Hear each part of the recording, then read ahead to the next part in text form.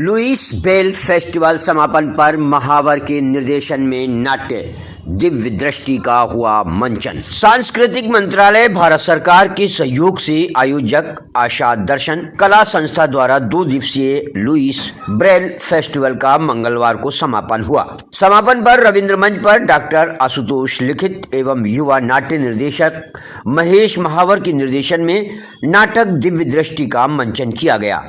आज की प्रस्तुति अनुपम रंग थिएटर सोसाइटी द्वारा की गई। समारोह के पहले दिन आयोजक संस्था द्वारा लुई ब्रेल जयंती पर नेत्रहीन स्कूल में दृष्टिबाधित सुगम संगीत का कार्यक्रम स्वयंग्रही प्रस्तुति के रूप में आयोजन किया गया, जिसमें देख सकने वाले प्रोफेशनल गायकों के साथ ही नेत्रहीन गायक कलाकारों ने भी बेहतरीन प्रस्तुतियां दी।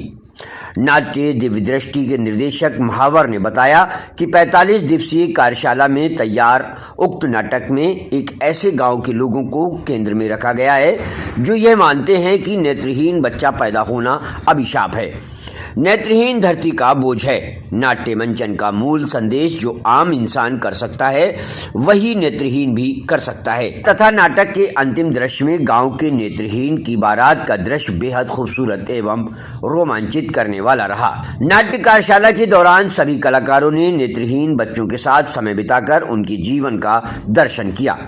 नेत्रहीन व्यक्ति अपने जीवन के बारे में क्या सोचता है, लुईस ब्रेल ने नेत्रहीनों के पढ़ने के लिए ब्रेल लिपि का आविष्कार नहीं किया होता तो क्या होता, आदि विषयों को ध्यान में रखकर नाटक दिव्य दृष्टि को मंचित करने की डिजाइन तैयार की गई। नाटक में नरेंद्र सिंह बबल, रमन पारिक, विनय यादव, लोचन हांडा, विनोद कुमार, शबनम खान, श्वेता किराड़, ऋषभ सिंह, सोनू शर्मा, कुशाल राही, वीर साराधना, चेतन प्रकाश, अर्जुन सिंह आदि कलाकारों ने उम्दा अभिनय किया। नरेंद्र सिंह बबल द्वारा बेहद प्रभावी मंच सज्जा की गई। मंच संचालन वरिष्ठ रंगकर्मी हिमांशु झांकल, उम्दा प्रकाश संचालन शहजोर अली, लाइट डिजाइन अतुल श्रीवास्तव एवं संगीत संचालन घनश्याम शर्मा ने किया। समारोह के व्यवस्थापक के कोहली ने बताया कि नेत्रहीनों के जीवन पर डॉक्टर आशुतोष द्वारा बेहद खूबसूरत कहानी लिखी गई है जो नेत्रहीन दिव्यांगों को समानता प्रदान करने में सहायक सिद्ध होगी। हाँ सर, ये नाटक अच्छा लगा और इससे एक ये शिक्षा दी गई है कि लोग अपने जो अंधों बच्चों को फेंक देते हैं या बेसहाय समझते हैं, उनको एक शिक्षा दी गई है कि वो लोग भी पढ़ करके अपना और इस देश का नाम कर सकते हैं। मेरा नाम विजय सिंह है। Thank you sir. क्या किरदार किया था? मैंने इस नाटक में किरदार किया था करण का, जो एक देहाती गांव वाला है मतलब गांव वाला किरदार निभाया था। शंकर के मतलब लुई में जो शंकर का बच्चा है, अंधा बच्चा, उसके गांव वाले बने थे हम। तो शंकर के अंधा बच्चा पैदा होता तो हम उसको भड़काते, शंकर ये बच्चा कुछ नहीं कर सकता, ये अंधा है, ये धरती का बोझ है, तुम्हारे किसी काम का नहीं है। तो हम मतलब उस ज़माने के आदमी जो मतलब पढ़ाई लिखाई हमने नहीं करी हुई ना समझे, हमें नहीं पता कि भाई अंधे लोग भी जीवन में कुछ कर सकते हैं। तो जैसा कि आपने नाटक देखा है, इस नाटक की जो स्टोरी थी वो बहुत अच्छी थी और जो नेत्रहीन जो बच्चे होते हैं, जो बड़े होते हैं, उनके लिए एक मतलब स्कूल होनी चाहिए, ये एक बहुत अच्छी बात है। इस नाटक के मतलब माध्यम से हमने बताया कि जो नेत्रहीन बच्चे होते हैं तो उनको भी पढ़ाई का माध्यम इस तरह से मिला और इसमें मैंने माँ का किरदार किया जो कि मेरा बहुत अच्छा रहा। और क्या नेत्रहीन बच्चों की परवरिश बहुत अच्छे से की जाती है और मतलब उनका बहुत ज़्यादा ध्यान रखना होता है क्योंकि उन्हें कुछ दिखाई नहीं देता, तो हमें उन्हें लेके चलना होता है, खिलाना होता है और बहुत चीज़ों का उनके लिए ध्यान रखना होता है। श्वेता। ये नाटक श्रीमान लुईस ब्रेल जी हैं जो कि दिव्य दृष्टि ग्रसित जो लोग हैं, जो बच्चे हैं, उनके भगवान माने जाते हैं। उन्होंने ब्रेल लिपि का जो आविष्कार किया था, तो उनकी जीवनी को लेके हमने कुछ नाटक तैयार किया है। हालांकि हम इसे पूरी तरह से उनकी बायोपिक नहीं कहेंगे, लेकिन उनकी जीवनी को उठा के हमने एक सूत्र में पिरो के कुछ क्रिएटिव करने की कोशिश की है, जैसा आपने देखा।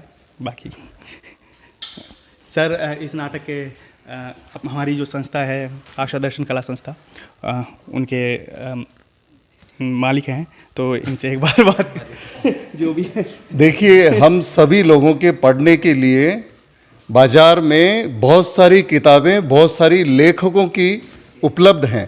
कहने का मतलब किसी भी विषय पे अध्ययन करने के लिए हमें बहुत सारे लेखकों के पुस्तक का संग्रह है, लेकिन नेत्रहीनों के लिए पढ़ने के लिए केवल एक ही लिपि थी, वो लुईस ब्रेल ने बनाई थी। अब कल्पना कर सकते हैं कि केवल एक व्यक्ति की बनाई हुई उस लिपि या पुस्तक या उस तरीका या कोड भाषा या उस तरीके से अगर नहीं ये सब आविष्कार किया होता, तो आप कल्पना कर सकते हैं कि नेत्रहीनों के जीवन में वास्तव में अंधकार हो जाता, वे भीख मांगते हुए नजर आते।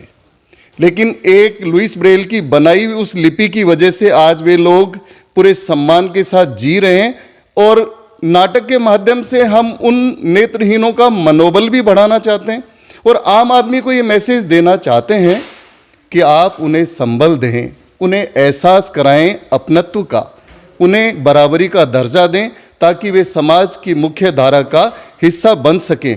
और नाटक का अगर आप सार रूप में एक मैसेज अगर पूछना चाहें, तो मैं सिर्फ यही कहूँगा कि जो आम इंसान कर सकता है वही नेत्रहीन भी कर सकता है। Thank you.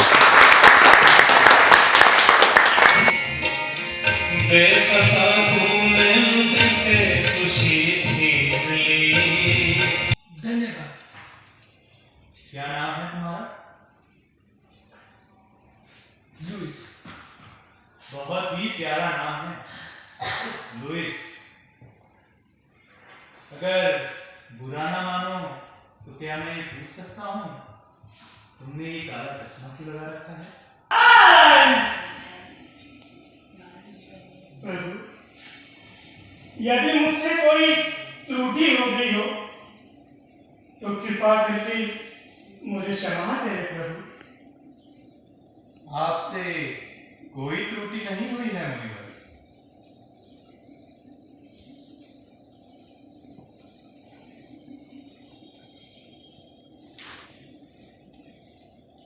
आप तो मेरे प्रिय भक्त हैं। नारायण नारायण। तो फिर प्रकट होने में विलंब का कारण? प्रकट होने में विलंब का कारण आंख मिचोली ही था।